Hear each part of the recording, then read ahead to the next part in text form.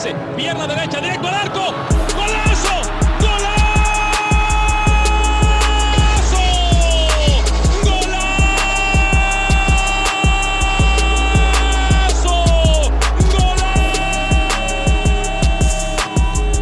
You are now listening to TWC Football Podcast.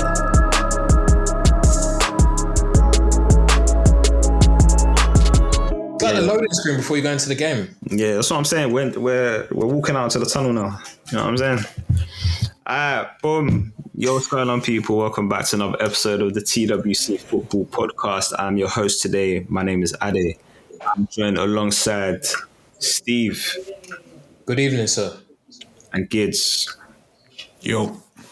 Alright, guys. As always, it's been another, 3-4 weeks. Yeah, we deserted you. You guys have been asking for us, man, so here we are. Sorry, who's playing with something in the hand? If you could just stop doing that, please. That'd be great. Playing what, sir? I don't know, someone's moving something around. I can hear it. What's moving around? It was you. You okay? It was good. Anyway, Steve, that's quite a bad fade. Sorry? Yeah, I'm going back to a low one. I don't like it. It's ridiculous. Yeah, that's high still. Meg doesn't like it. Why do you go so high? I just thought let's try something different, innit? I've not done this for a long time. So. No, but that's high though. Like I feel like that's not your normal. That's not even low. It's not. No, it's not. No. I said just Will take Smith. Yeah. That's Will Smith levels. Yeah, that's ridiculous. Yeah, Don't do that again. Try something different. Okay, all right, man. Like, try something. It didn't work. I'll go back. It's fresh though. I'll give you that. Thanks, lads, listen, man. Again, we apologize. You lot are asking for us. Obviously, they asked for us when our season was about to end. That was obviously after the Villa game, after the Bayern game. Things were looking pretty abysmal. But as we do, we've bounced back with 2 more victories against who was it? Chelsea and Wolves. So we beat Wolves the other day, beat Chelsea 5-0 last night. Things are looking better. We've got 4 more games this season, 4 more cup finals. Lads, it's been a month, innit? So just talk to me. How do you feel about the Arsenal? We'll get on to all the other football and that, but we know you guys are here to hear us talk about Arsenal. So, Gids, as the most, Mr. Arsenal. Don't come with any commentary. Let me just go. As Mr. Arsenal, how do you feel? I feel like Arsenal are a good team. I think we're a good team. I do think we have our flaws. I think obviously us bouncing back with the 2 wins is great, but I can't get over that week that we had of 3 games, no wins. I think there was a missed opportunity there for us in the Champions League. But the Champions League one is more easier for me to accept because I don't think really winning it this season, in our first season back, was on the cards. But losing to Villa... That's not true. Sorry? That's not true. What you just said isn't true. That what? You said on air that you think that you back us to go to the final. You said that. But that's true. Yeah, I do back us to go to the final. But we didn't go to the final. You said that. You didn't think we were going to win it in the first season. No, I'm saying like it's not like the expectation from everyone was not that we were going to win it. So I'm not like I'm not going to have. We're talking about you. What was your expectation?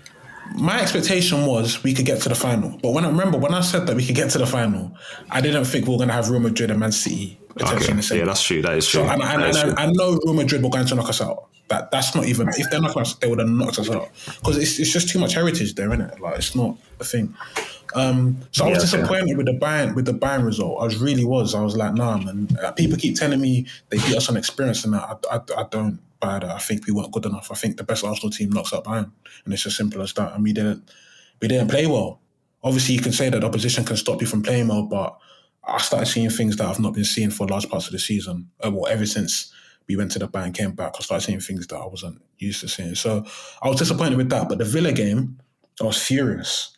And I'm still a little bit annoyed about that as well because, if we had won that game, obviously we'll still be clear at the top. That our destiny will be in our own hands, right? So I'm happy about Arsenal. I think we're a good team, but I just question us still. I still question us when the pressure is on. What are we going to do? And people will say, yeah, but the pressure was on against Wolves. Like, we had to bounce back. Chelsea, big game, had to bounce back, which is true. But I've not liked how we've approached us being at the top of the league last season and even this season as well. So when we went top of the league against Brentford, we beat them 2-1. Cool, we had City away. And obviously we drew that game. There was an opportunity I think we could have beat them, but obviously we drew. But drawing at City is never a bad thing. So obviously we lose top spot in that respect. We then play... Who did we play? I can't remember who we played. I think we played Brighton. And then we went top of the league. And I can't remember what the results were, but we were top of the league going into the Aston Villa game. We go into the Aston Villa game and all of a sudden we're moving like we don't know what to do. And especially in that second half, our level of performance was not what we've been seeing this season. And we drop off. And still to this day, I can't legislate for why we lost Aston Villa at home and why the second half performance was so bad. We drop off the top of the league. We go to Wolves, it's business as usual again. We play Chelsea, business as usual. I don't even know if I want Brighton to beat City, because if Brighton beat City, I know it sounds mad, but if Brighton beats City, the pressure is going to be on Arsenal to have to beat Spurs. And obviously we know we need to beat them regardless because we need to keep winning games. But I'm scared we'll play the occasion instead of the game, knowing that we can extend our advantage ahead of City and Liverpool. And it's a North London derby. It's really emotional as it is. So it's like, when it comes to the crunch, when it comes to Arsenal to actually say, okay, we are going to take control of this title race, we have fumbled. We have. And I'm just going on just the facts. So that's why I'm like, I think we're a very good team, but I don't know if we're there yet. And I want this team to prove it to me that, listen, you can do it. Because I was saying before as well, I think if we win 4 games, our last 4 games, we will be Premier League champions. I'm doubling down on that. And I genuinely believe that. City have 6 games. There are 4 away games, 2 home games. I think in one of them 4 away games, they will drop points. I'm banking on it being either Brighton away, Nottingham Forest away, or Spurs away. They have Fulham away as well, but I think they'll beat them. So I think they will drop points. They've not looked their scintillating best as well. Obviously, Haaland's obviously injured. You've got Kevin De Bruyne, who's not the same Kevin De Bruyne as well. So there's just a lot of things that make me feel like there's a chance that, they could obviously slip up. But will Arsenal be there to be able to take advantage of it? Oh, what's that? You didn't see what Fez just done? What did he do? Yeah, Fez. I'll play the tape back with VAR. Don't worry. All right, but anyway, so yeah, that's me. That's my long and short of how I feel about Arsenal, man. I think we're a very good team, but I'm just scared that we're going to be classed as nearly men. And I know we don't want to hear that, but like Liverpool, we have to. Like Liverpool, like Liverpool. Yeah. I don't think Liverpool are classed as nearly men, though. I really don't think they are. Okay. No, seriously. You know what? Yeah. Okay, no, you're right. They're B, like City. This is City's era, and then Liverpool are just like B. No, but you know why Liverpool is not a fair comparison? Because Liverpool actually did win it. I think nearly men are a team that are not going to win it in their best period. Spurs.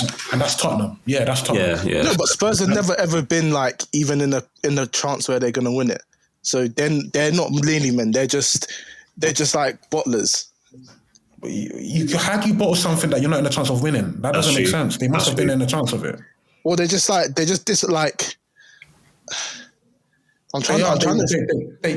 an opportunity in 15-16. They bottled that. And you can say... Yeah, the Leicester, yeah. Leicester were clear. Leicester were pretty much top the whole year. Yeah, I don't think so. I don't agree with that. Yeah, but that Poch, I get what he's trying to say. That Poch side should have got something. Yeah, they should have got something. But I don't think they're nearly men. I don't think that Poch team accumulated 86 points in 16-17. That's mad. This Arsenal team has not accumulated that.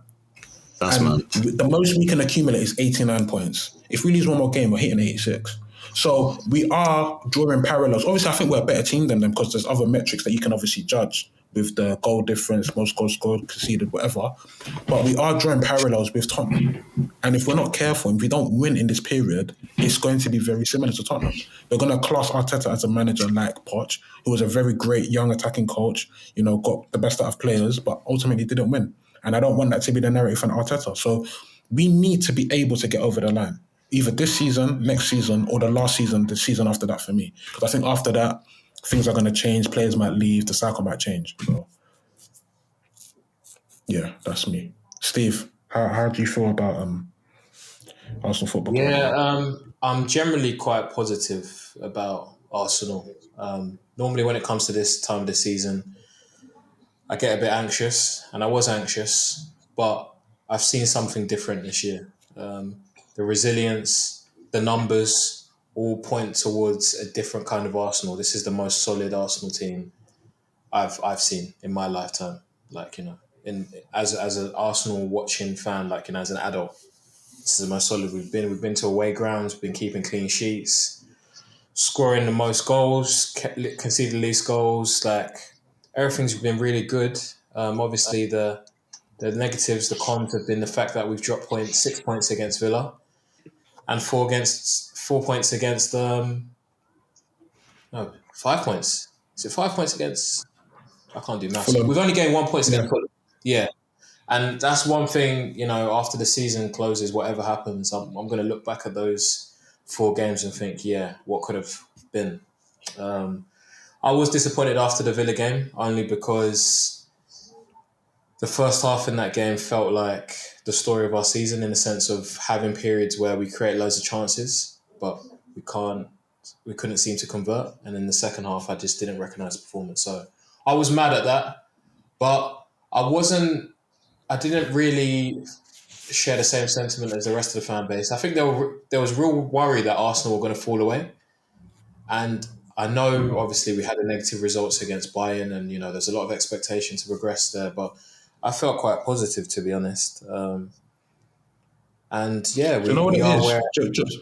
Just on that point about us feeling that we're going to fall away, I don't think you could begrudge any fan thinking that, because we still can't legislate for that second half performance.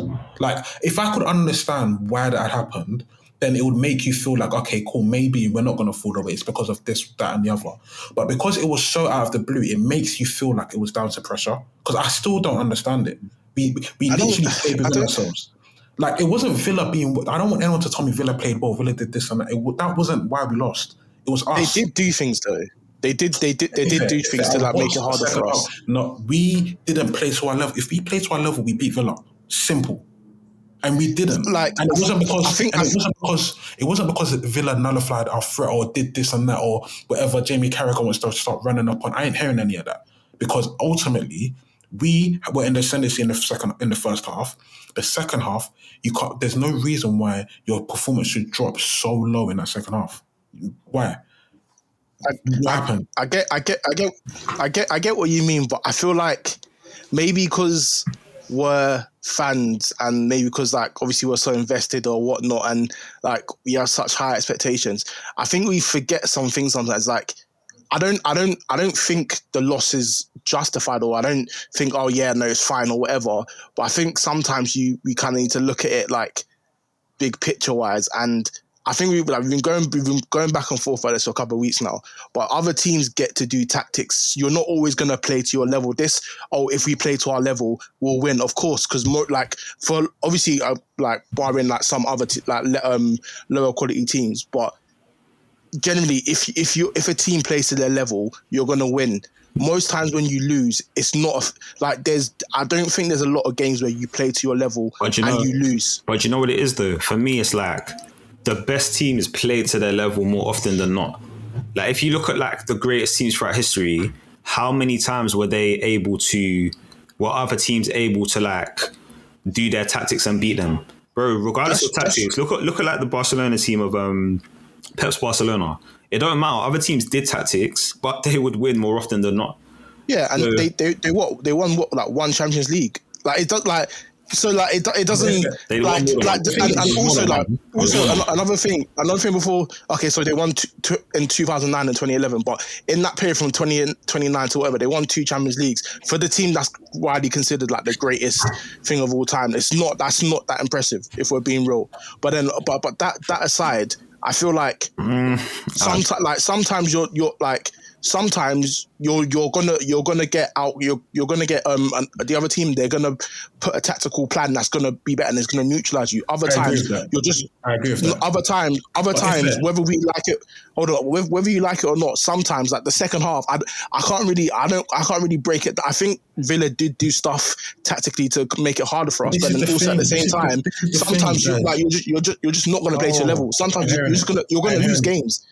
No, but if this is the thing, we watch a lot of football. We know how to be able to analyze and break things down. We can't even legislate for what happened.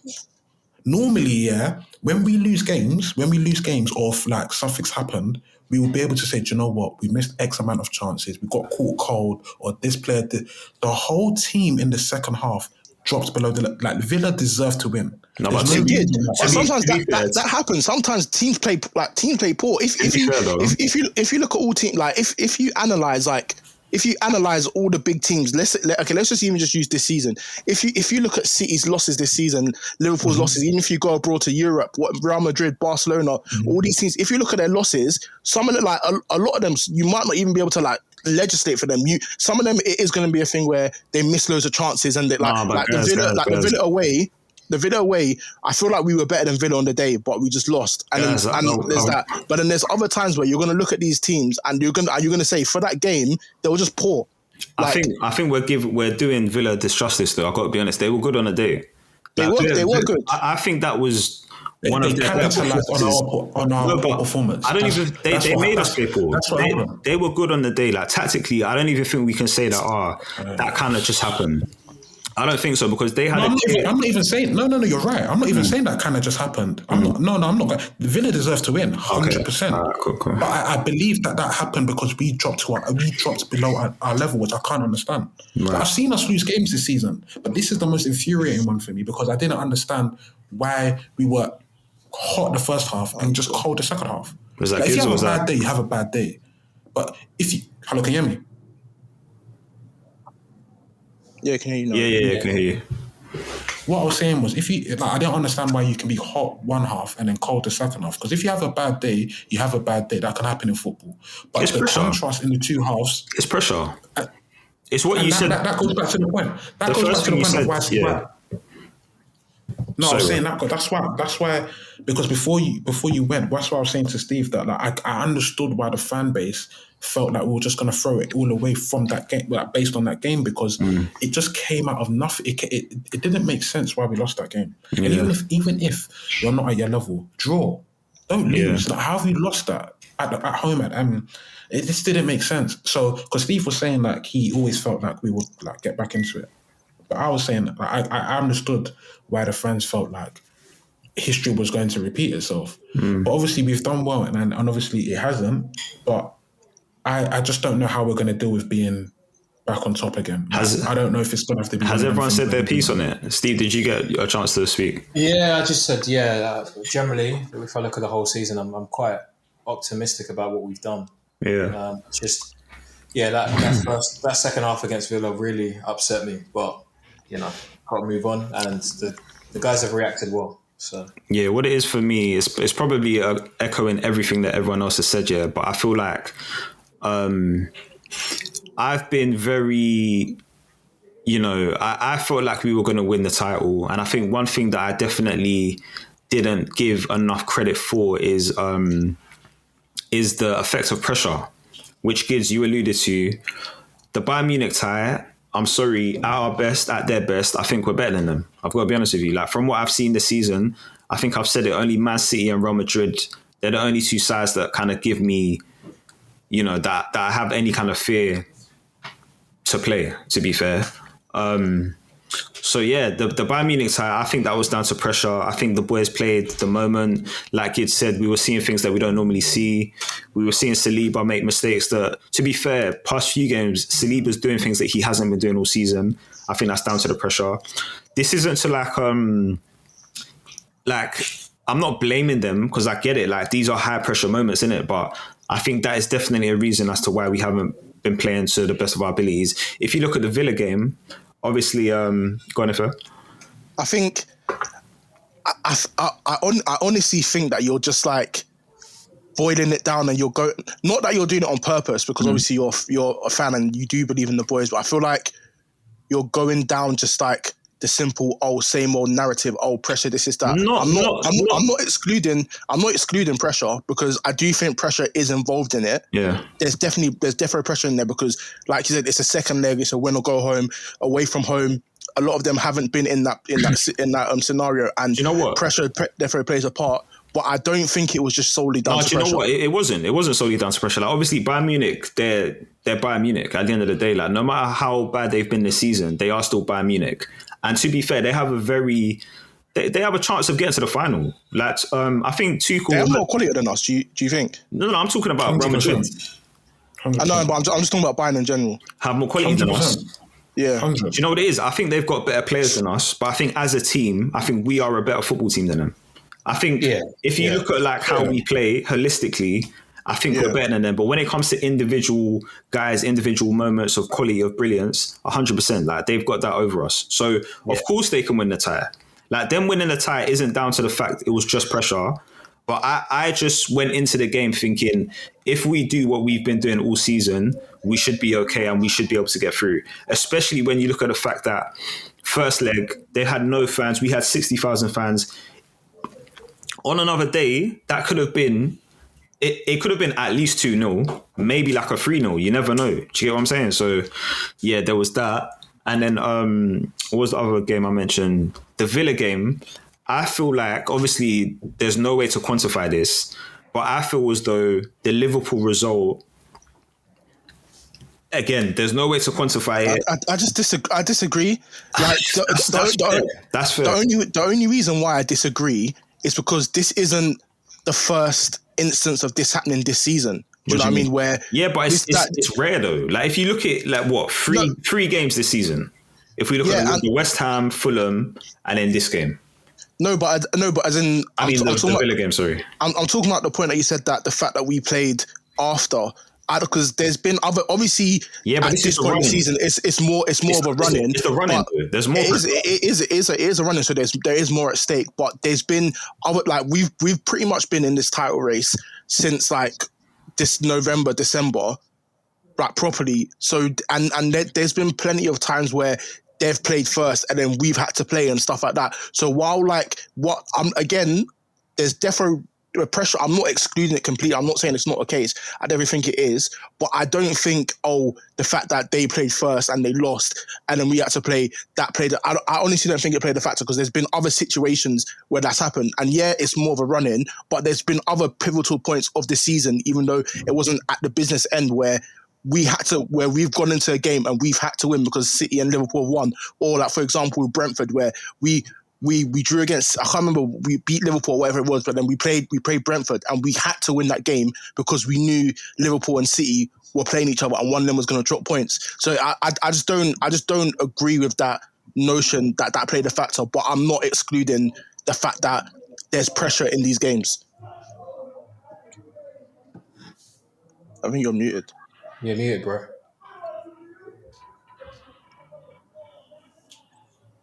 My bad. I'll say no, that's fair enough, but shit, what the fuck? My overriding point, was the fact that with this running now, I feel like at our best we are capable of beating all the teams. I think we're capable of beating Spurs. I think we're capable of beating United. Bournemouth and Everton. I think we could win all them games. And, you know, if I'm going off of Arsenal at their best, and for what I've seen for majority of the season, especially now that we've got a player like Thomas Partey back, who you guys saw what he done last night. You saw the difference. Like, it was night and day. If he's got something to say, go on. Go on.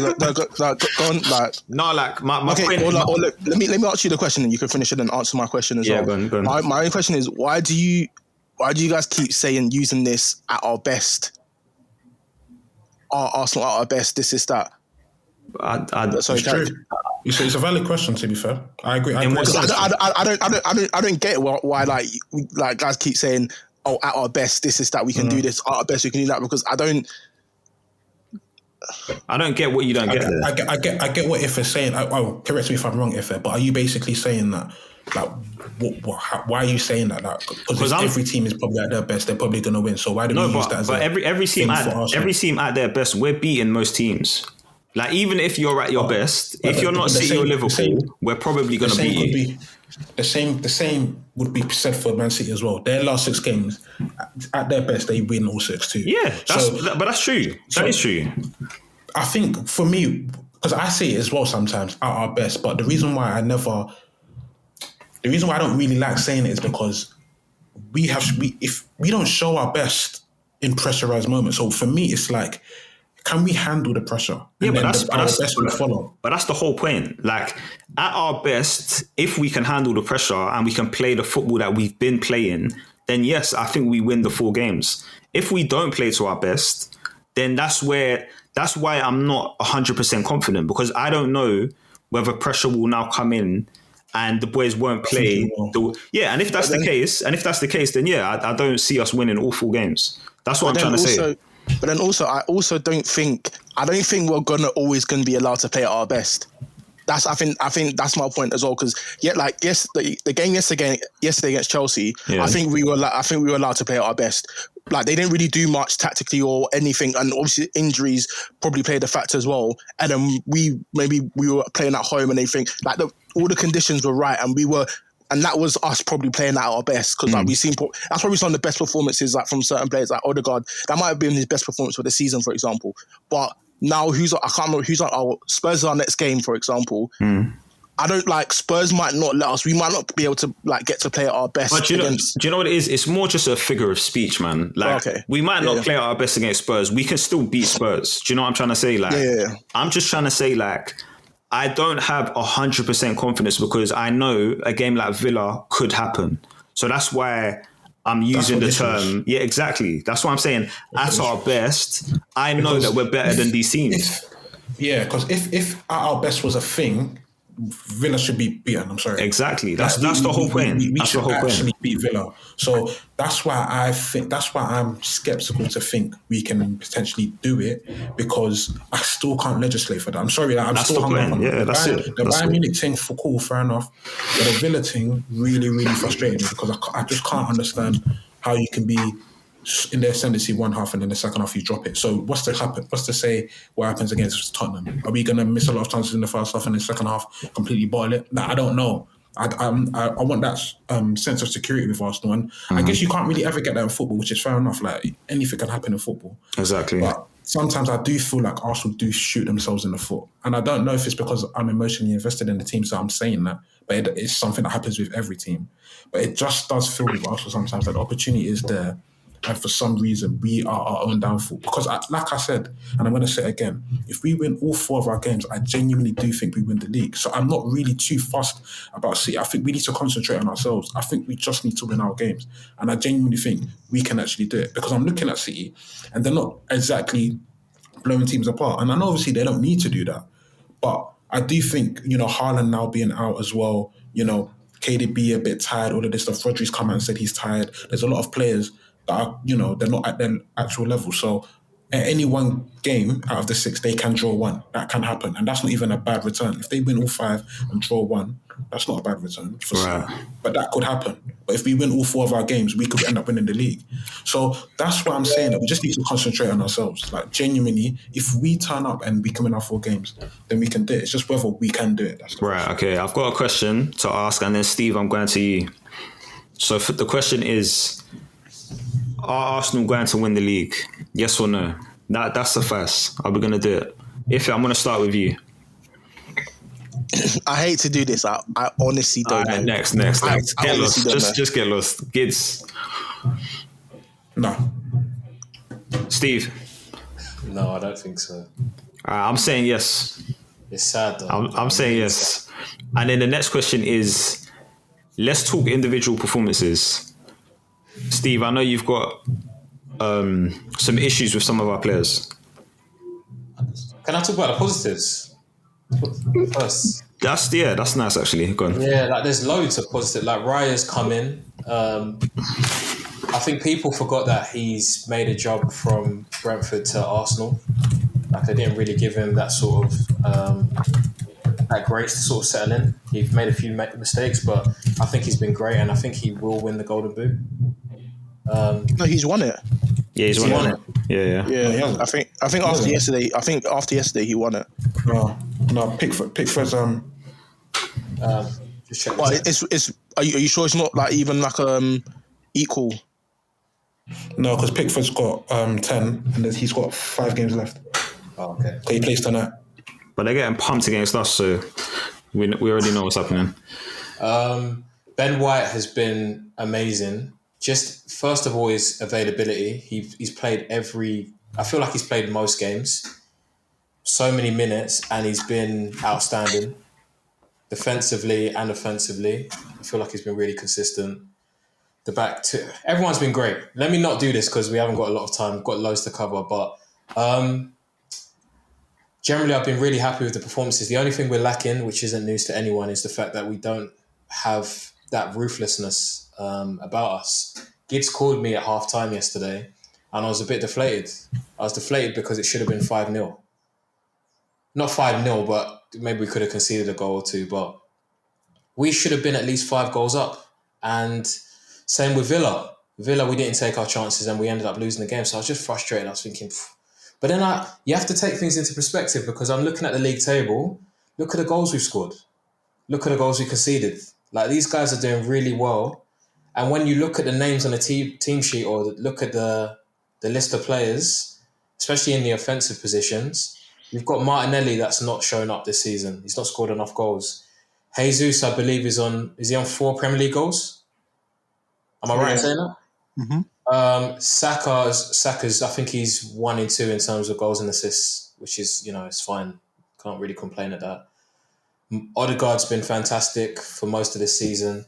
Trossard is a finisher, he's a shooter, but Havertz is hit and miss in front of goal. So when you look at what we have achieved and the amount of goals we've scored and our underlying numbers in terms of goals conceded and, chances we were created and converted, and you look at, who these guys are and what they've shown it throughout their career, I really can't complain. I think the manager is extracting the maximum. I think obviously there are some question marks about how he's utilising the squad and if he's involving enough players. But in terms of what we've got and what guys have proven and what they've shown this season, I think it's been fantastic.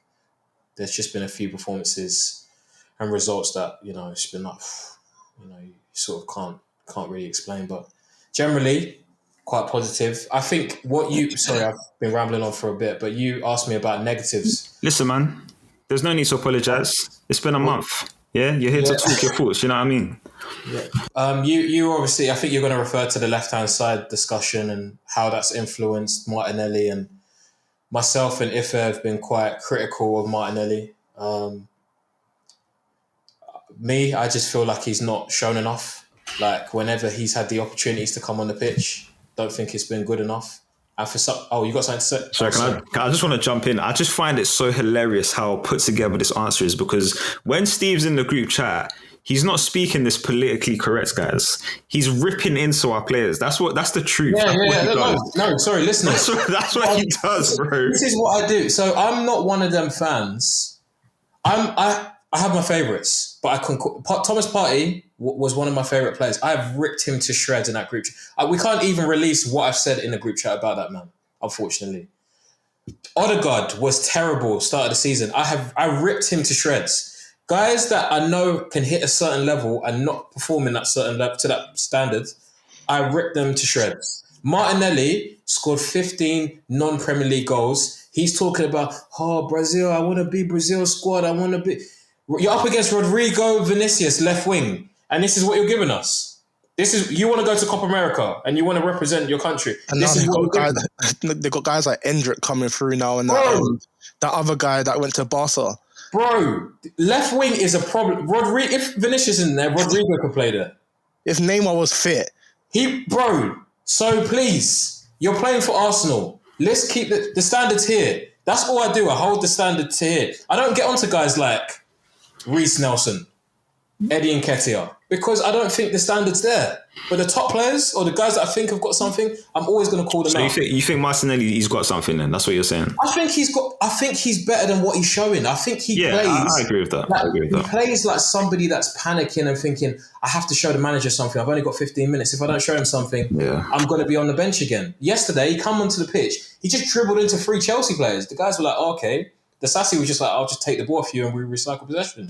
Like, you're not 18 years old anymore. Look at how the rest of the team are playing against you, and look at the rhythm that people are playing with. You don't have to go 100 miles an hour every single time. I think that's his problem, because even when he's at his best, that's what he's like as well. Yeah. I'm looking for that maturity and that refinement in his game. If it's not there, I don't think he's ever. I don't think he looks like one of those players who's never gonna have that. That's crazy. He's never gonna have that. Bro. Like when 2 years old. Is he 22 or 21? One of the two, bro. But when I say he's never gonna have that, like, obviously, like you see the way like Saka plays, or the way Odegaard plays, or even like Jesus, how they have that, they can slow things down, they can speed it up, they have that.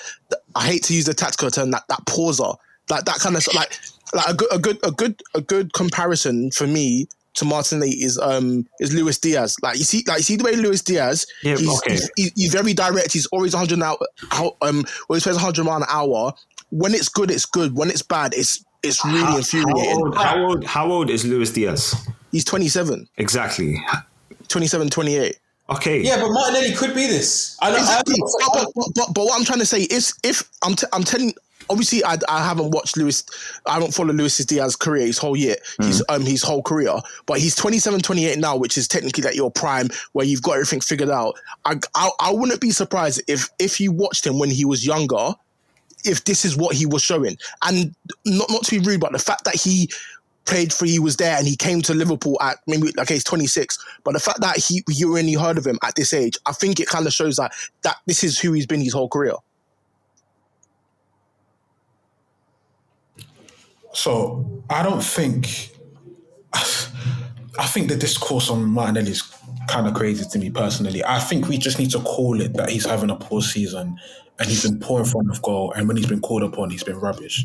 Coming for his play style now and all of this stuff, for me, I think it's going a bit overboard, because I think he's a useful weapon to have in the team. Of course. And I think him being how he is, all I want from Martinelli is to be a bit more cleaner and more consistent. I don't need him to be this player that you want him to be slowing things down, all that. No, I don't care for that, because I think his profile already is a nightmare for fullbacks. And I think if he just learns how to be able to dribble a bit better and be a bit more cleaner when he dribbles, that's all I need from him. I don't need anything else. He just needs consistency, and he needs to be able to put the ball in the back of the net, which he showed last season. Everything else is fine for me. Like Luis Diaz, his biggest problem is he's not consistent, especially in front of goal. But other than that, he's a problem for fullbacks. Like even against City, he was giving Kyle Walker a torrid time. He didn't score, but Kyle Walker would have come out of that game thinking, "Rah, that was tough." And that's what Martinelli can do for other fullbacks too. And he's shown that against even Kyle Walker as well. So it's just about getting back onto form. I don't think his profile of player is a problem, or he needs to be able to do all of this slowing down. I don't think he needs all of that. Continue being this erratic winger, but just be able to finish when you have to chance. I don't know that level of defense for Saka. I wish you give Saka that kind of time of day. I wish you give. So okay, you brought up Saka. So what's your issue? Huh? What's your issue with Saka? I wish you defended Saka like that. Saka is putting up numbers. Let me tell you what my issue with Saka is. The agendas within the Arsenal fan base, we're not consistent. We'll talk about Martinelli and get onto my man, but give passes to Saka when he's not having good games. He's having a good season. Regardless, just be consistent.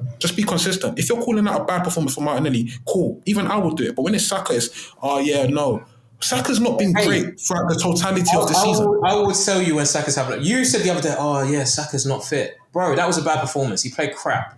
Call it how you see it. The reason why I think he's not fit because he's not moving sharp. With one thing I can give Saka, he's a sharp player. And I feel like that's something that at a young age he shouldn't really lose. So when I don't see him sharp, I'm thinking he's not fit. But you know what? You might be right. He might actually be poor. But you know, this thing with Saka that he's so this, and Saka's not been overly consistent throughout the season. And I maintained this. I don't think he has been. I think he's had purple patches and patches where he's been really good and really effective for us. But overall, someone like Martin Odegaard has been consistent throughout the season for us. Obviously, you could talk about the beginning part of the season. Yeah, I was going to say you could argue that. Yeah, you could talk about the beginning part of the season, but in terms of the whole stretch of maybe 30 plus games, I'm saying Martin Odegaard because performance level wise, he's had a certain standard. Even against Bayern Munich, I thought he was good. Even in our biggest games, he's been good. But then, can I question something though? Do you think that could also be down to the fact that obviously with Odegaard, he leads the press. So even when he's not necessarily having the best game, he's always trying. Like he's always doing something. Do you think maybe that has an effect on the narrative? I don't think it's that, with the press, because like one thing that I've been like really like impressed with Odegaard this season, and especially like in the big games, is the fact that he's like what Steve was saying a lot throughout last year and the beginning of the season, and which I kind of echoed as well. It's just like he wasn't getting on the ball. It was like almost as if he was hiding. But this season, in a lot of our games, even when we're not playing bad, or like maybe he's not having the best game, I'm liking what I'm seeing from him because he's getting on the ball, he's trying to create, he's doing. It's not just the pressing because like I said, when I think as fans, when you see people pressing and running around, you kind of you can get fooled a little bit, but. With Odegaard, it's just the way he's been playing. He's been getting on the ball. You see him putting him like he's actually trying to like play passes. He's trying to do so like he's actually like trying to make things happen. And I think that's probably what's been the most impressive thing for me and for other people as well. Because like I think compared to, at the beginning of the season, maybe he just needed to get the balance. Because I feel like at the beginning of the season he was just shooting. Like he was just shooting, and like I was just like, okay, yeah, you scored 15 goals over how many seasons, so I can understand why you feel more confident in front of goal. But you're just shooting, and like you're not really you're meant to be our creator, our main creator, and you're not really doing that. Whereas like from wherever it switched, whether you started playing that a little bit deeper and stuff like that, you're seeing him come deep, get touches, play the 1-2, get into that rhythm of the games. Like, I think for me personally, that's what it's been for Odegaard. And I think I said it yesterday. I think he's our player of the season. Yeah, that's fair. So in regards to Saka, I'll go back to Giz then. What is it about his performances that you dislike? And before I say that, in fact, no, I'll let you answer first because I think you mentioned him not being as sharp. But my question is, could you almost put that down to the manager? Because like he's not been rotated out of the side. So we can see like in the second leg, the Bayern game, towards the end, he was knackered, bro. That last second corner that he took, it was poor, but he was tired. He gave everything. So can we not put some of that down to Mikel Arteta that, you know what? 100%. You've brought in Fabio Vieira, who you played on the right sometimes. Reece Nelson can play on the right sometimes, you know what I mean? I think you definitely can put on a manager, but yeah, you definitely can because he plays a lot of minutes. He plays an abnormal amount of minutes. Too much. It's not even normal. So if there are times where he's not looking sharp, I do have to give a bit of grace, thinking this guy needs a rest. And you can even evidence that when he went to the Bayern, he came back, he looked a different man. Mm-hmm. And then all of a sudden now he's starting to look a bit tired again because he plays every 3 days and he's playing 90. He doesn't even come off. So you're definitely right. You definitely can attribute that to it. But what my main gripe of it is, it's not even that sometimes he doesn't look sharp here, because sometimes I want him to be more effective in games. Now, yesterday, he didn't really score, but he got an assist. But forget the goals and assists. I thought yesterday he had a good game because he was taking on Cucurella and he was giving Cucurella a long day. That's all I want from him. Because let's go back to basics. When Saka came to this team, it wasn't because of goals and assists. It was because his application and his ability to be able to take on his man was great, and he was a useful tool. And then he started adding goals, he started adding assists, and then he's become this great player. But I felt like in the last couple of weeks, he wasn't even taking on his man. He would just go to the byline and just cut it back. But you've got explosive space. You can go on the outside and the inside. Your right foot's decent. You can either roof it, you can cross it along the box. Like, you're good. But you've not been taking on your man enough for me. So that's where my frustration was coming from. Obviously, he will get a penalty in a game or score, or he'll get an assist, and guys will be like, yeah, star boy, this and that. But I'll be looking at the performance thinking, nah, bro, this ain't really been it. But whereas Odegaard might not necessarily get the stats, but his performance level in most of the games have been consistent to the level I expect it to be. So that's what my problem has been with Saka. He's had a really good purple patch from like February to like beginning of April, where he was like scintillating. But then prior to that, it's just been in drips and drabs where I've seen like really consistent performances from Saka this season. I thought last season he was way more consistent in games. Obviously, the business end, he completely dropped off. But throughout the games last season, I thought he was like, really one of our main players. So yeah, that's my issue. I've got a question. Another question, lads. How many world-class players do Arsenal Football Club currently have? Zero. Don't have any. If did you say zero as well? I said zero. We've got players that are close. That's outrageous. I think when we last had this discussion, I kind of thought that the players that were close were probably going to cement it this season. To be honest, the season isn't over. I think if we do win the Prem, they can cement it. I can't accept that. I just can't accept that. So if we win 4 games, if we win 4 games now, City so happen to drop points. Let's say a catastrophic, like they just lose, I don't know, whatever. That now makes our players world class. You need to win because they're getting over the line. What are you even talking about, Ade? Are you? What? It's not just 4 wins. It's 4 wins that will get us to the Premier League. If Man City, it made it seem like it's 4 wins in August. Okay, so if Man City throw it away, if they do what we done last season and they throw it away, that makes our players world class. Because you just have to capitalise. I don't get the point. Of course it does. That's the only thing that they don't have. You have to win to be world class. Look at the reasoning. Look at the reasoning. Man City throw it away. They do what we done last season. Our players now become world class because of that. No, but in order for them, that's like us. Sorry, go on, Steve. No, but they've fallen away and we've capitalised and we've won a league title. So these players, we've beat teams that we've all said here now that we believe that we can beat all of these teams. We've said that. Yeah. So we do what we do. That now makes them world class. For me, it's based on silverware. You need to win. If you don't win, I think it's hard for you to be grouped with in certain conversations. For me, I don't think you can. Quick before you go, I don't think you need to win silverware to be world class. But I think for them right now, I think silverware will push them into that bracket.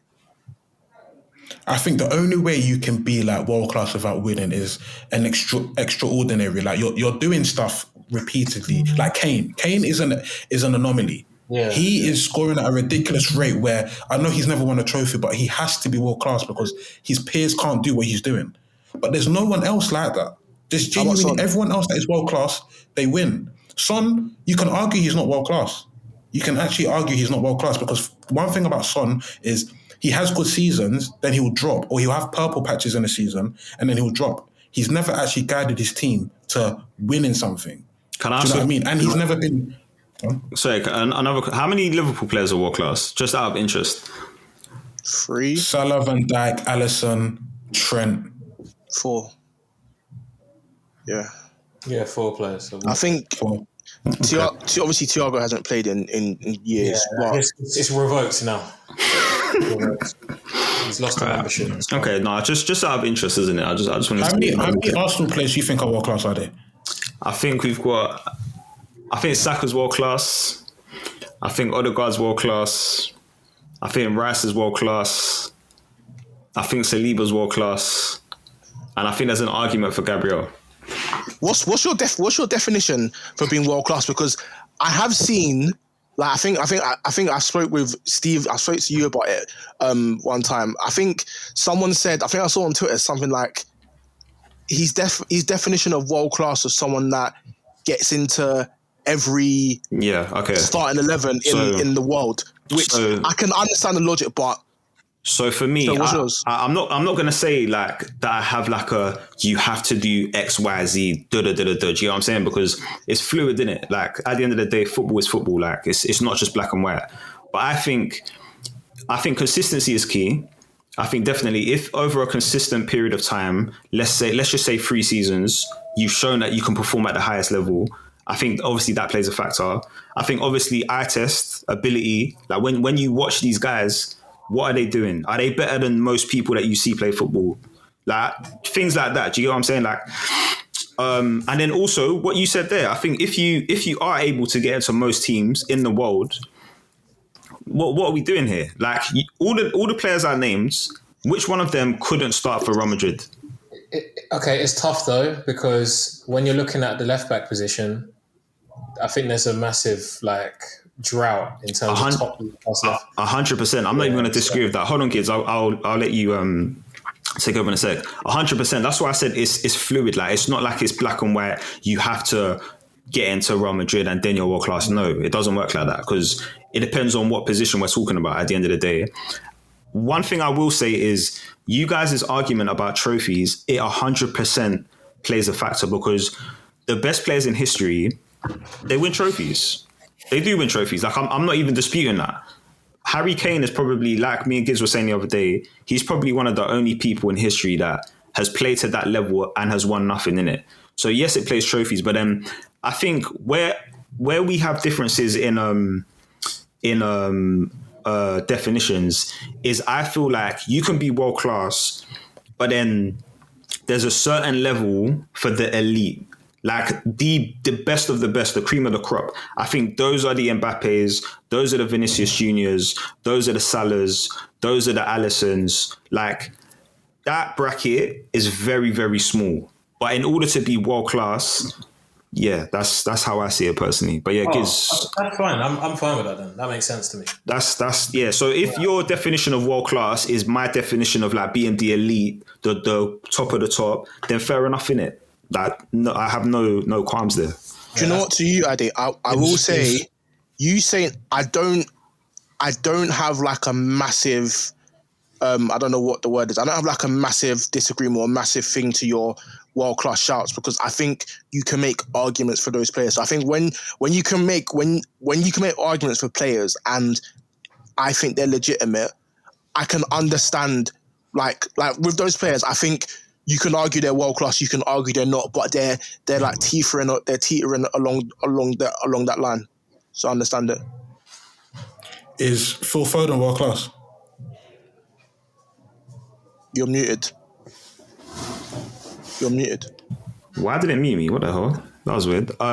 Sorry, the reason I would say Phil Foden isn't world class is because where I think he's got the ability, 100% he has the ability. I think if you look at it ability for ability, him versus Saka, I think Foden has got more ability than Saka. Like I've said, I think Phil Foden is the most talented English player since probably Wayne Rooney.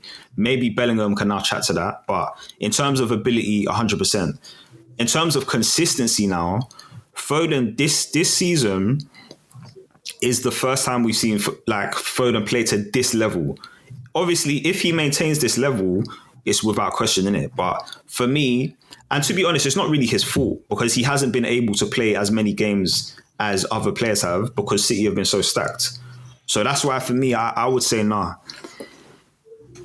I don't think you can. I think that's not. I don't think you can say that's fair. And Foden's not.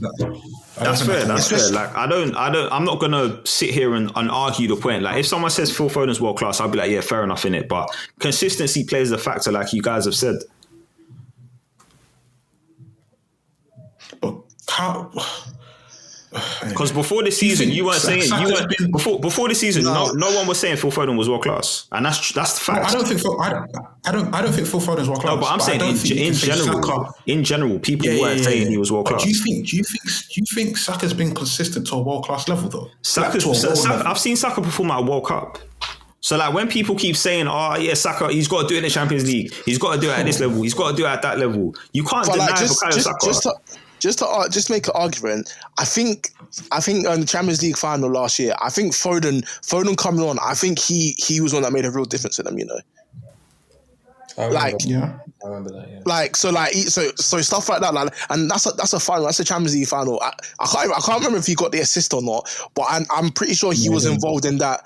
Do you know I feel what? like he was involved in the sequence for the goal. And I won't take it away from him. I will not take that away from him. But again, it's consistency. How often is Foden no one here can say that Foden has been this level of player at any point in his career apart from now. No one can say that because he hasn't been given the opportunity to be.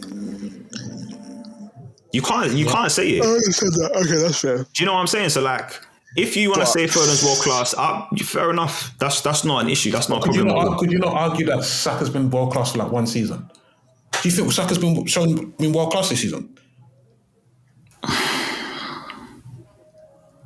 Because I agree. I get what you're you. saying. I think it's the consistent. Sorry, the consistency point I agree with. But I don't think Saka's been consistent at a world level for long enough either. But I think Saka has a level of performance which the only reason we're so harsh on him is because he set the standard so high for himself. Do you get what I'm saying? Like, if he hadn't performed the way he normally performs, we wouldn't hold him to that standard. There's a reason that we're looking at him thinking, bro, look at his numbers.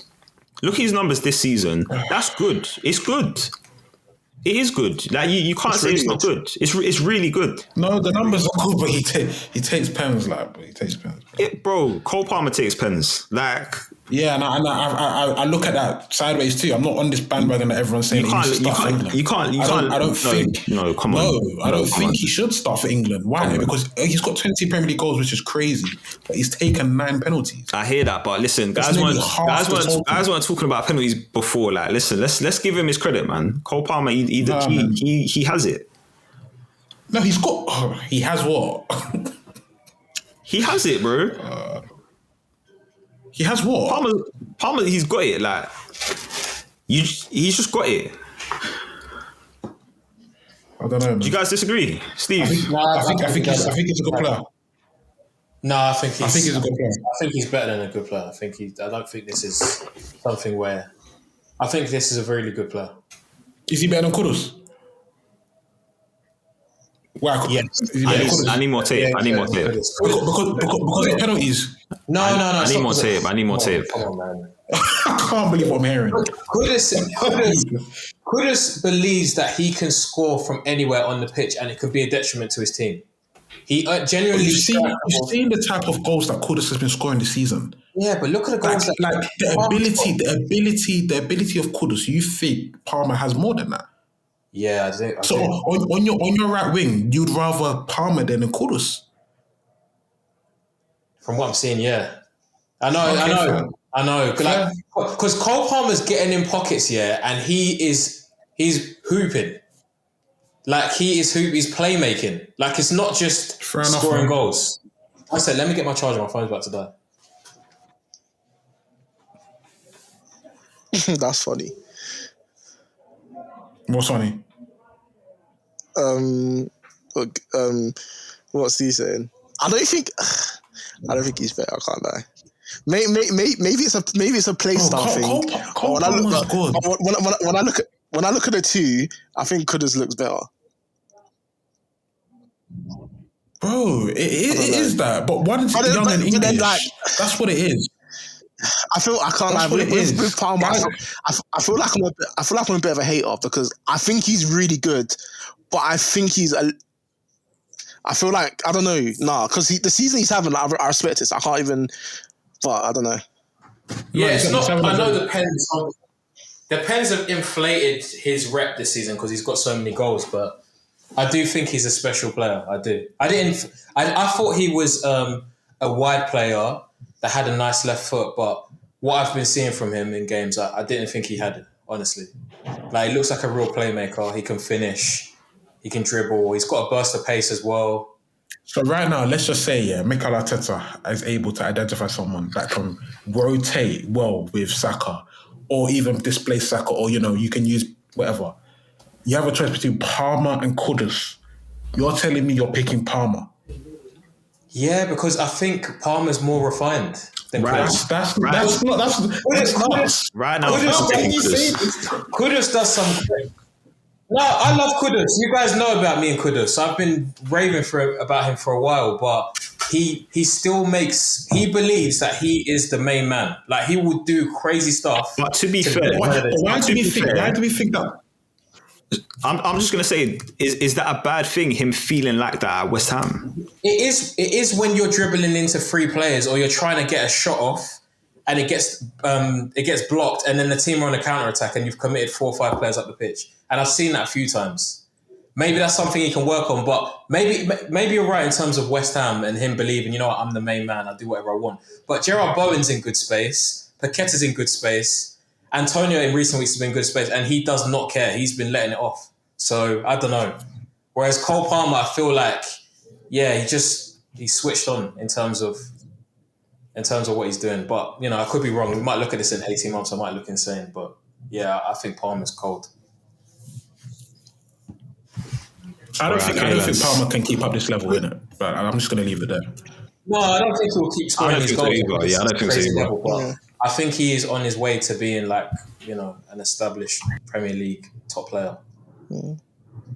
Could we I hate to circle back, but I've the thinking kind of drifted. But when Gid said what he said about Martinelli, I'm not saying I want him to be like that either, because I feel like what makes him what makes him effective is the way he plays and stuff like that. But I just feel like I just don't think he's ever gonna like have this refinement that we're expecting. I guess the consistency would be good if he can get a bit more consistency with his level of play and his production, and that'll be fine. But I think I even said it last year. I think with the only problem I don't think we should sell Martinelli. But especially last year, whenever I looked at the team and I thought, where could we upgrade? I always thought Xhaka and Martinelli, and I think we can upgrade there. But it's not like I want to sell him. Go on, Ade. You're muted. Bro, when I hover over mute, it mutes. That's annoying. What I want to say on Martinelli is my only kind of rebuttal for you. So my only point of rebuttal for you was where you said this is who Martinelli is going to be for the rest of his career. I just think you can't say that, because if you look at someone like Mohamed Salah, if someone said that about him at Chelsea, we never see the player that he becomes now. If someone says about someone like Thierry Henry, you know, at Juve or Monaco, whatever, this is who he's going to be for the rest of his career, he never becomes the player that he becomes. So where I agree with you in we can upgrade, I do think we can upgrade. And I think Arteta thinks that too. Otherwise, we wouldn't have tried to put 100 mil on Mykhailo Mudryk. I just don't think you can say that. You can't say that's who he's going to be for the rest of his career. I think the Salah example is, I get it, but that's not common though. Do you know what I mean? It's not common, but that's. I feel like obviously I can't 100% for definite say this is who he's going to be, but I think it's more than likely this is who he's going to be. Why? Because like from what I've seen, like, I'm sorry, but with him, it's like Steve said, he's someone who plays 100 miles an hour. He's very direct. Like, I know it's a running joke or whatever. He doesn't like, his dribbling isn't clean. He's not a clean player. 15 Premier League goals, no pens.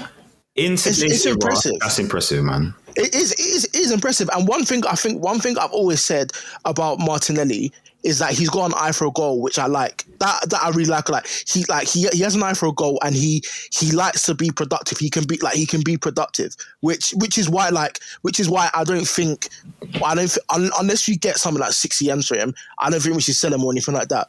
But in terms of who is his play style, what he's going to be, I think this is largely who's going to be. Like Martinelli last season. Obviously, it's again, I can't say it for definite because he's 22. He's got so much football. There's so many variables involved. But I feel like in terms of like what we saw from Martinelli last season, his level of play, that's probably going to be what he's going to look like at his best. And again, he's someone that when he's scoring and he's on form and stuff like that, you ignore like the deficiencies. But when he's not performing, when he's not scoring, it's something that it sticks out even more, and it's something that can be quite frustrating to watch. But again, I don't think we should sell him, because if we want to get to where we want to get to, we need to, like, having him as a squad player, or not even as a proper squad player, having him as someone that we can bring on, or like if someone isn't playing, they could like the way City can do it, bro. Even the way Real Madrid have built it now, where like they've got Vinicius, Rodrigo, even like Brahim Diaz probably plays for a lot of teams. Like he's actually sneaky good. But obviously, he like for Real Madrid, he's a squad player. Lucas Vazquez, Nacho, like all of these guys, like for these big teams, Koeman, Gnabry, Sane, the way they're able to bring on players and like the level doesn't drop off that much. I feel like that's what we should be aiming for. So for someone like Martinelli, I don't really want to sell him unless the money's too good that we have to accept. Yeah. But I feel like that's someone we need to upgrade, because he's not going to take us to where we want to go. Okay. As a starter. No, that's fair. I've literally just looked at how long we've done on Arsenal. We've done over an hour. Obviously, it's been a month, so we had a lot to say. We had a lot to get off. But let's just do a quick... does anyone have anything else they wanted to say? Like any last thoughts on Arsenal before I kind of move it on a little bit? No. No, okay, cool. So let's just go around the league. Let's just have a look at a couple things. So obviously, we're approaching the end of the season.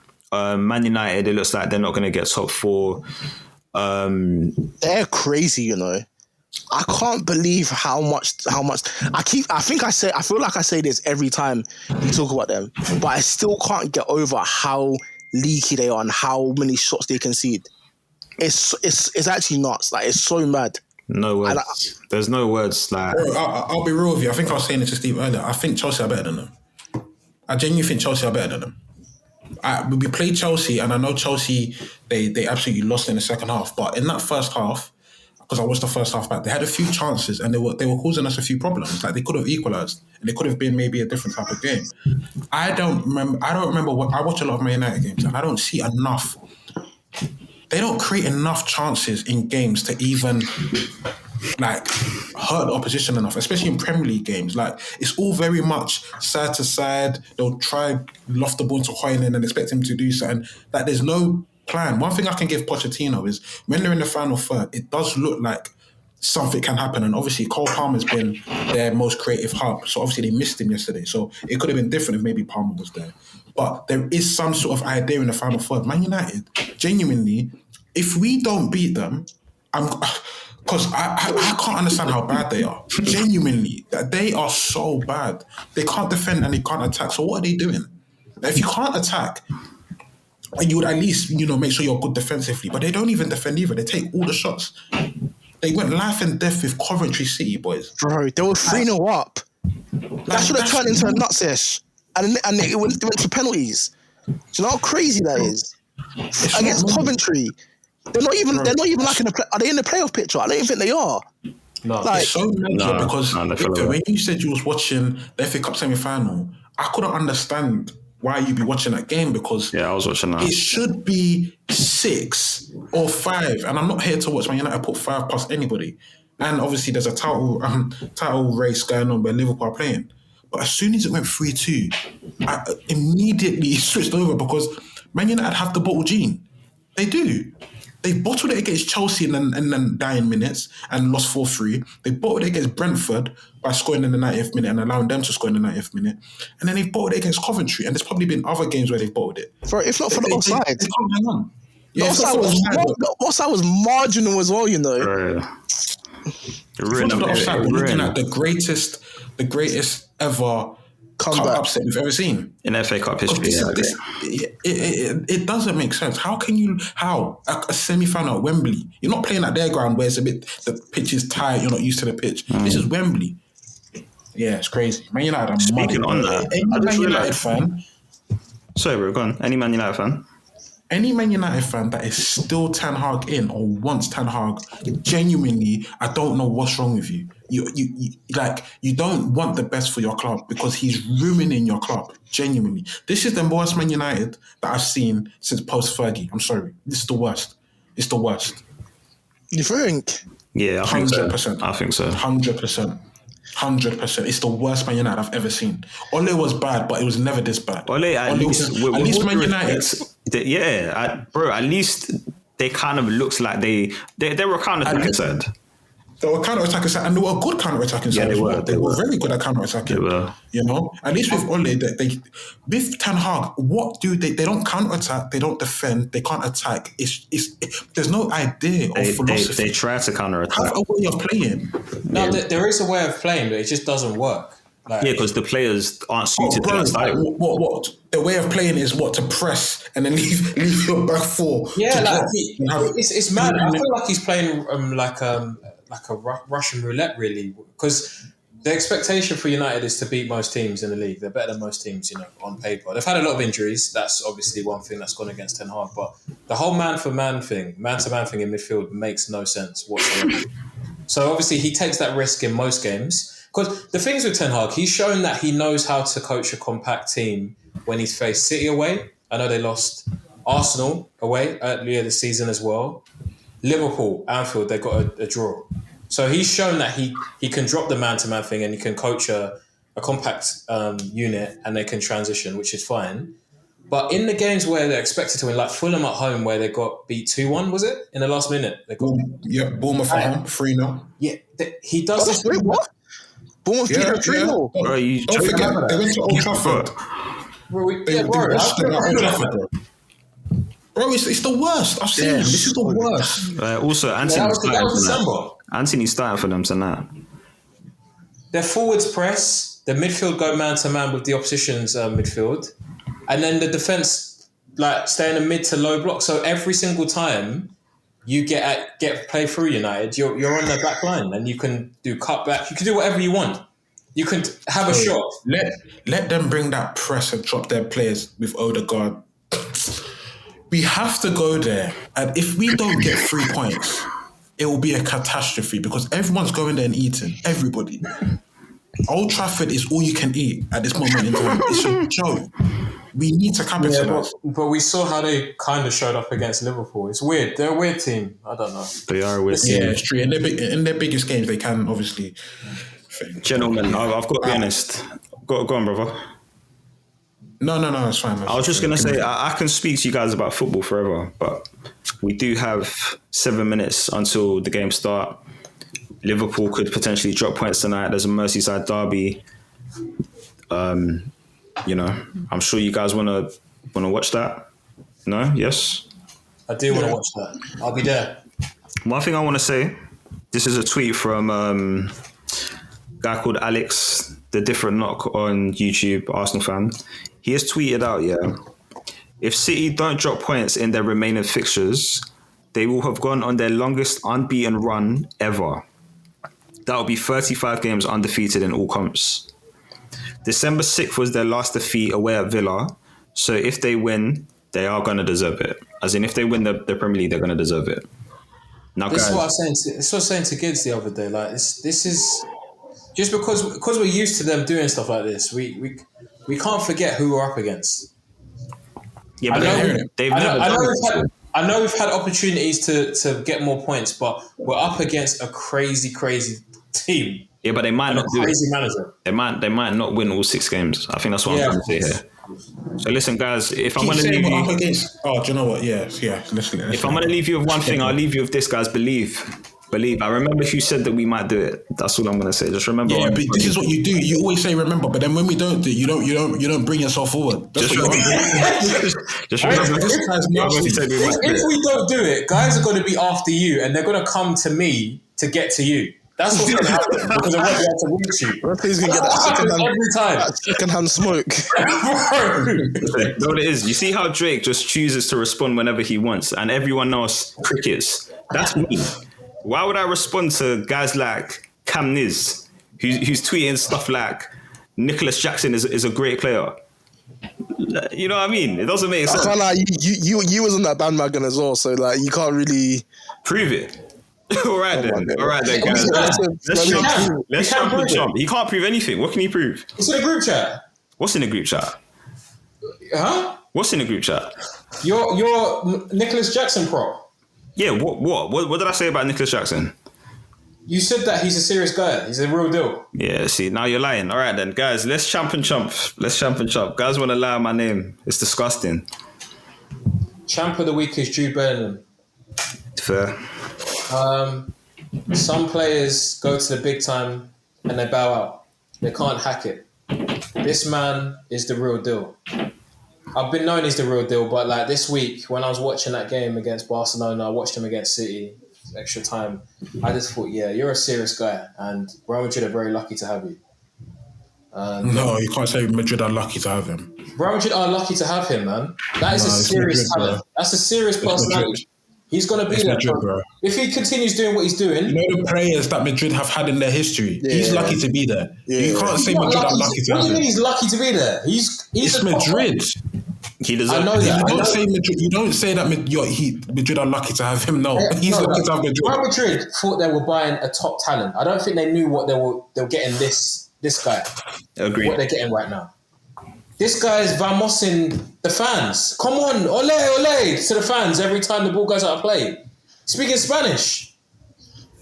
Bagging winners and doing dancing with Vasquez. He can win the Ballon d'Or, you know. I think he's crazy. Honestly. You can win the Ballon d'Or. If they win the Champions League. Mbappe. Yeah, go on. Yeah, it's between him and Mbappe. Yeah, that's it. It depends on the Euros. See what happens. I don't see any other contender. I think the Euros are going to play a factor as well. True. Let's say Germany win the Euros, for example. That doesn't mean anything. No German players winning the Ballon d'Or. Who? Cruz winning the Ballon d'Or. He's not winning it. What are you saying? Don't start it, fair. Don't start. That's disgusting. Cruz top 10 midfielders in the world right now. Wait. If Madrid win the Champions League and then Germany win the Euros, bear in mind Cruz was retired, and he's come back into the German national team, and they win the Champions League, and he wins player of the tournament. He ain't winning player of the tournament. He's not winning. He's not even winning player of the tournament. I'm just saying it's possible. That's what I'm saying. I don't want to see that happen. Martinelli being a good player is more possible than that. And you shut that down. So I'm not even hearing you right now. But yeah, my champ of the week is Kai Havertz.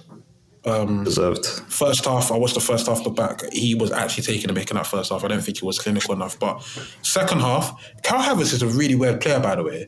And I've realised that now you don't really know fully what you're going to get, because based on the chances he was missing in the first half, I did not see him potentially getting the double and potentially completing his hat-trick in that second half, which he could have. So it's like, that was well taken as well. His goals were really well taken, proper striker finishes. So yeah, that was good. I was happy with that. He's a supreme athlete. I don't know how he does it. Yeah. I'm glad he celebrated as well. I love that. Love that to bits. Yeah, man. And yeah, that's my champ, because he helped us beat them, man, 5-0. And my champ of the week has to be Manchester United. And I think I've given champ to Manchester United like nearly every other week this year, but they just give me ammunition every time. Like, how do you win and you still lose?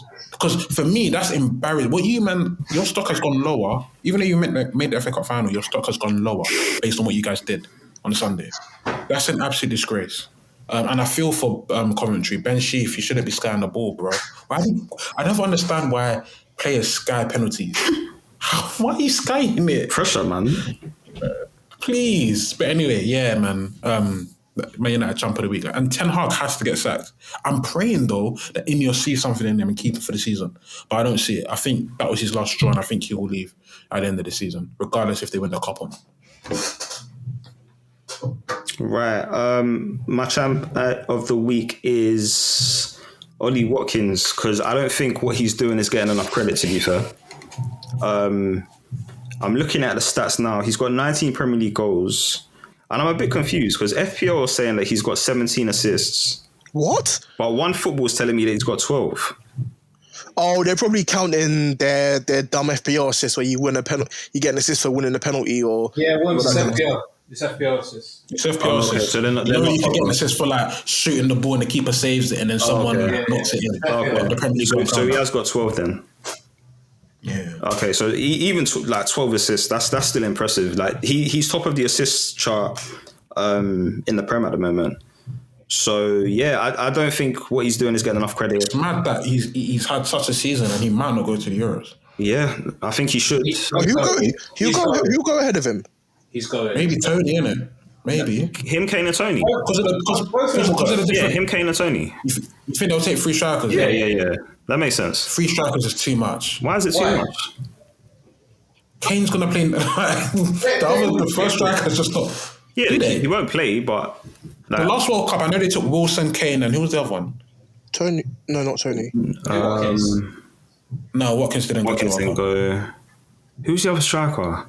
There was another striker. You might be right. Nah, it was another striker. I feel like There was another striker. Wilson didn't come on when he should have for one game. I can't remember. But yeah, Okay, maybe both will go then, fair enough. someone like Man United could do with Watkins, but they went and bought. We can do with Watkins. Yeah, we could do with Watkins. We could do with Watkins. Yeah, we could do with Watkins. But I need Dusan. But Watkins, he's not. To be fair, I'm doing what I'm accusing other people of doing, but I wouldn't take Watkins as a marquee signing, to be fair. I'd take him as like a rotational signing. I think we need a disgusting striker that's going to guarantee me 30 to 40 goals. That's £100 million player, unfortunately. Yeah, that's what I need. I think Vlahovic can give that. I've still got I a promise dream. you, Gibbs has watched the combined amount of like 60 minutes of Vlahovic live. Yeah, true. He wants him so bad. Bro, you're not wrong, and I'm not even going to say it. So I've gone from tape after tape of Italian football, but what I've seen already, it's enough. I don't need to watch a lot of a striker to know. If I just see you consistently putting the ball in the back of the net, he's got me. And I like his profile as well, so yeah. Hey, Do you want Gyökeres? I can't lie. No. I can't lie. That guy nets, bro. Have you seen his goals? No, but he's from Coventry, man. I can't. I'm sorry. He's like the guy. No, the goal quality is nuts, bro. Like I was shocked when I watched my first comp. I was like, okay, yeah, I could get on board with this, bro. I said, yeah, I could, yeah. Was he doing that in the Championship? I ain't got a clue. But yeah, he won. Yes, he was. Yes, he was. No, he wasn't. Yes, he was. Bro, that's what he got his move to Sporting. Did he get over 30 in the Championship? Listen, why are we comparing like Ollie Watkins came from the Championship? Ivan Toney came from the Championship. Like, it's not shit on the Championship, man. Yeah, you're right, Wolves. Of course you have to. I have to because I need you to bag now. These men had to take 3-4 years. I don't need someone taking that long for me. You need to come in and it's strict. Premier goals in his first season in the Prem at Villa. Yeah, sure? Believe, man. What did Tony 13, do? is 13 enough? I'll take 13. Because I'll tell you what, Havertz is on 11. So don't come and give me that 13 stuff. What's Jesus getting? Havertz is on 11. I said Havertz. Havertz is playing left 8 for part of the season. Shut up, man. He's been getting his goals from striking. I'm actually finished. All right, lads. No, that's not true. My trump of the week. He scored a penalty at left 8 and he scored a goal at Burnley at left 8. Most of his goals have been from striker. You sure about that? They definitely Yes. have them. My trump of the week is PG. I knew he was going to take that. PGMOO. Because why are they doing that to the first? Yeah. That's actually... It's mad, but do you know the one thing I can say, and like the effects of the reason why I don't think they should do it. We literally saw it with Arsenal fans. So you know how Nottingham Forest said, oh, they've got a Luton fan on VAR. I just don't think you can say, oh yeah, he's a Luton fan, but we don't want him to. I'm not gonna lie, VAR the game. That is a thingy. What's the financial term? Conflict of interest. It's a conflict of interest, bro. But what to call it? Like I've seen Arsenal fans saying the guy on VAR is a Liverpool fan. Oh, he shouldn't do VAR for a game against Spurs. And this when you start getting into murky territory. Yeah, I guess there is some level of conflict of interest, but guys have to do their job in it. They have to be professional. But that being said, how they didn't get one penalty out of those 3 is crazy. It's poor, man. It's very, very crazy. It's poor. It's crazy. You're right. If over to you, I think. My champ goes to Kylian Mbappe. 43 goals, 43 games. Quietly having a great season. Listen, you lot. My man only knows that because he's got Fabrizio's tweets on. He ain't got. He ain't got. Wait, one sec. What? I think Everton might have got a penalty. Have they got? Hold on. Don't play with me. Pause. Somebody just tweeted penalty in caps. And they're a United fan. Yeah, I'm getting our CV up right now. They're a United. United are playing, bro. Oh, sorry. Brother, you burst. Sorry. I thought they're not on TV, innit? Sorry, my bad. But I think it is. Alisson's got a yellow card. Oh my gosh. Yes! Oh my gosh, no, it's Everton penalty. Yeah. oh man, Wait, did they score? I don't know, but Alisson's got a yellow card. Yeah, bro, he just took out Calvert-Lewin. I'm watching it now. Oh my days. Any point. Mbappe champ. You're actually a prick. You're actually a prick. Everyone's saying you're actually a prick. That's disgusting, bro. It's natural, man. Bro, you're giving me work, like. So it's not worse than Gids, and I'll give my trump to AC Milan. Love it, man. All right, guys. Listen, thank you for rocking with us, man. We promise we'll get you them last four things. VAR, oh my days. Yeah, we promise we'll get you them last. I think out. offside. That's annoying. Yeah, lads, we'll be back in it. We'll be back when we win the league and that. Come on, man.